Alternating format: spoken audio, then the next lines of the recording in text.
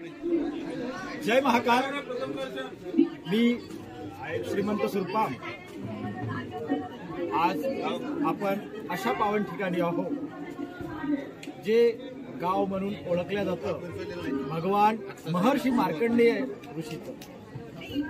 महर्षी मार्कंडेय ऋषी हे इथं तपश्चर्याला आले आणि त्यांचा तपोभूमी असलेला हे पावन तीर्थक्षेत्र मार्कंडा देऊन ओळखलं जातं। आज 8 मार्च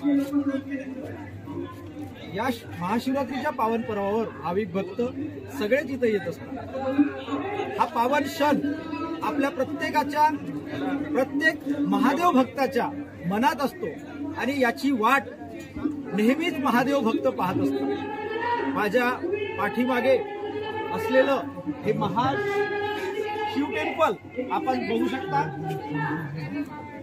या मूर्ती कला आणि अतिशय सुरेख बांधकाम असलेलं हे शिवालय आहे आणि हे काम करताना जी मेहनत त्या कलाकारांना लागली असेल ती कला आजच्या घडीला आपण फार दुर्लभरित्या पाहू शकतो।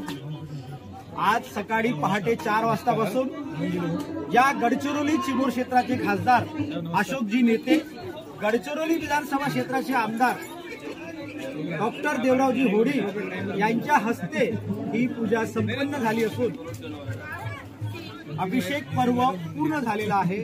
आता संपूर्ण भाविक भक्तांकरिता दर्शनासाठी हे मंदिर खुलं केलं आहे। आपण थेट पाहू शकतो।